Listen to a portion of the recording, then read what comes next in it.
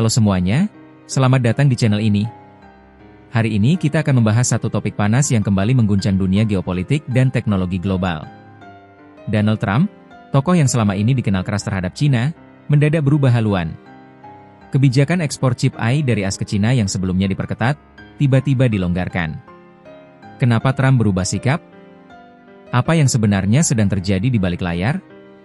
Simak sampai akhir, karena ini bukan cuma soal chip AI. Ini bisa jadi penentu arah baru hubungan dua raksasa dunia, Amerika Serikat dan Cina. Kita mulai dari latar belakang. Pada April 2025, pemerintahan Donald Trump secara tegas melarang ekspor chip AI ke Cina. Alasan utamanya, keamanan nasional. AS khawatir teknologi ciptaan mereka disalahgunakan untuk kepentingan militer atau pengawasan oleh pemerintah Cina. Tapi hanya 3 bulan berselang, kebijakan itu dibalik. Pada Juli 2025, Gedung Putih mulai melonggarkan kontrol ekspor chip AI, khususnya kepada perusahaan-perusahaan Cina. Loh, ada apa ini? Apa yang membuat Trump yang biasanya sangat keras terhadap Cina, tiba-tiba berubah sikap? Dikutip dari laporan eksklusif Financial Times, alasan utama pelunakan ini adalah strategi diplomasi dagang. Trump disebut ingin menghindari ketegangan baru dengan Cina karena saat ini sedang berlangsung negosiasi dagang tingkat tinggi. Bahkan, Trump dikabarkan tengah berupaya mengatur pertemuan langsung dengan Presiden Cina 11 Jinping tahun ini. Tujuannya? Trump ingin mengakhiri konflik dagang yang sudah berlarut-larut sejak masa kepresidenannya pertama kali. Konflik yang sudah membuat miliaran dolar hilang dari kedua belah pihak. Efek dari pelunakan kebijakan ini langsung terasa. Perusahaan chip AI raksasa seperti Nvidia langsung bergerak cepat. Mereka kembali meluncurkan penjualan chip AI H20 ke pasar Cina, sesuatu yang sebelumnya dilarang keras.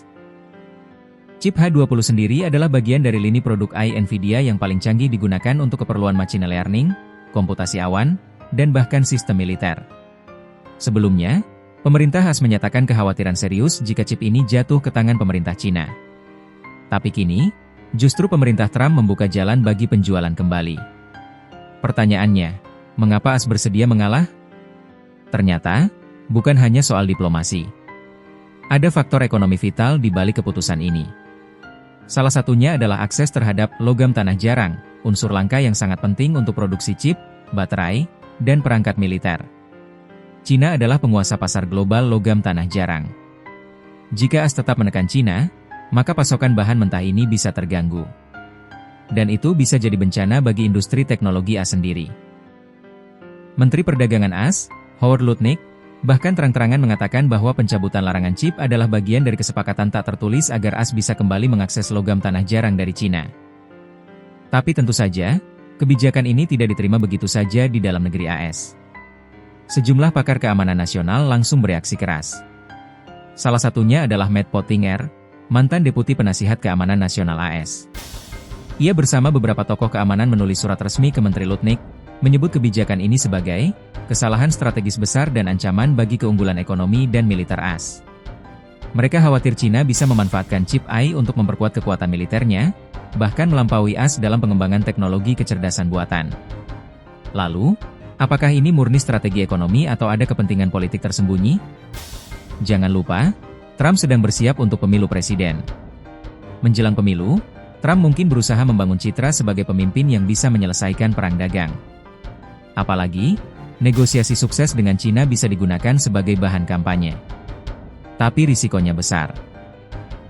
Jika dianggap terlalu lunak terhadap Cina, Trump bisa kehilangan dukungan dari basis pemilihnya yang anti-Cina dan nasionalis. Kesimpulannya, pelunakan sikap Trump terhadap Cina soal chip AI adalah manuver besar yang penuh risiko. Di satu sisi, ini bisa membuka jalan damai dagang. Di sisi lain, membuka celah keamanan nasional yang tidak kecil. Apakah ini langkah cerdas atau blunder besar? Silakan tulis pendapatmu di kolom komentar.